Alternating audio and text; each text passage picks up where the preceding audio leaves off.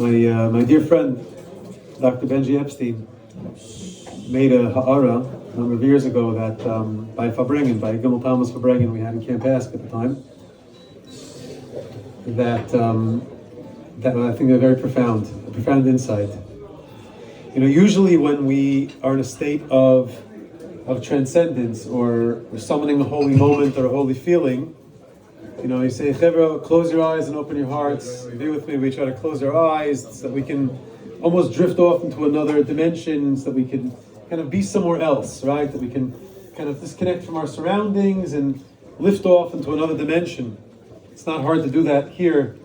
The lights out and the candles lit, and Reb Tuli and the Chevra playing nigunim, and it's a beautiful environment. You can just close your eyes and, lift off a little bit. But you've seen videos or clips of the Rebbe by Fabrengen, by Mamorim. During the Nigunim, the Rebbe's eyes are wide open. A state of ecstasy, of dveikus, and transcendence, but the Rebbe's eyes are wide open. He's looking around the room, taking note of every person, communicating with people, eye to eye, heart to heart, fully awake, fully aware, fully locked in, fully connected. I think that's, we're not comparing and not to say, but I think that's what makes the Rebbe as strong as he is. Tzadikim b'mitasam nikum chayim. The Rebbe's presence and involvement in the day-to-day affairs of Klal Yisrael today are stronger than ever. And every day becoming more and more in my life, for certain. And I know institutionally or organizationally, the Rebbe's imprint in the world is stronger than it ever was, and more than it ever was. Untethered. He's not stuck anymore. He's not bound by time and space. The soul's untethered. And Gimmel Tamuz is a day where we can kind of tap into that and access that in a much more profound way. So, again, can we turn on the lights for a minute? Can we turn on the lights? Just for a couple moments. Yeah. I know if the protocol is over there. But we're going to turn the lights. The protocol is there is no protocol. Because in 770, when at the highest moments of dveikus and connectivity, the Rebbe's eyes were wide open. So I want to look into the Rebbe's eyes now.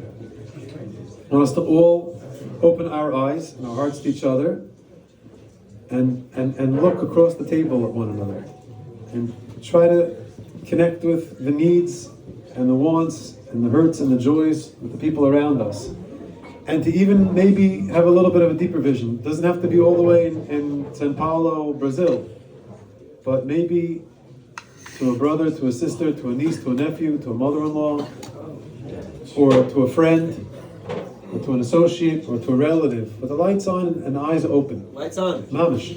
I'm serious. Not to access transcendence and to summon forth a holy moment and a holy feeling with our eyes open, awake to the needs and the reality of the world around us. Maybe it's thinking about someone in Eretz Yisrael who's with a dollar rate. I don't know. Maybe it's thinking about someone in your neighborhood who needs a refuah shalema, or somebody who is going through something and struggling. But if Fabrengen is not worth its salt, if there's not some actionable point, concrete hachlata that comes out. And the hachlata I'm making tonight, you're welcome to join me, is that I want my eyes should be open. That in the holiest, highest moments, I want my eyes to be open. I want to see the needs of another Yid. Like Moshe Rabbeinu, who's Pashet. I said Moshe Rabbeinu, look who walks in. I was right here waiting. Brother, that was perfect timing. The Rebbe was the Moshe Rabbeinu of his generation, and our generation, all of us. What made the Rebbe so unique, what makes the Rebbe so unique, is that he didn't make followers, he made more Rebbes. All of us have to take on that responsibility, that achrayus, to have our eyes open and to see that girl in Brazil or in our own life, to find that person who needs us to come awake, alive with them in their dreams and in their consciousness, to say to them, I'm not giving up on you. I'm with you. You're not alone. Our souls are thirsting and yearning for connectivity. And we all desperately want to feel and be connected. And there's no more special way than at Fabrengen to connect ourselves consciously and intentionally to every Yid, to every good person in the world. To think of one person that tonight or tomorrow we'll reach out to, send a text message to, we'll reach out to let them know that they're not alone, that we're thinking of them. Our eyes wide open. Let our souls thirst and be quenched with the Havas Israel, fulfilling the needs of another.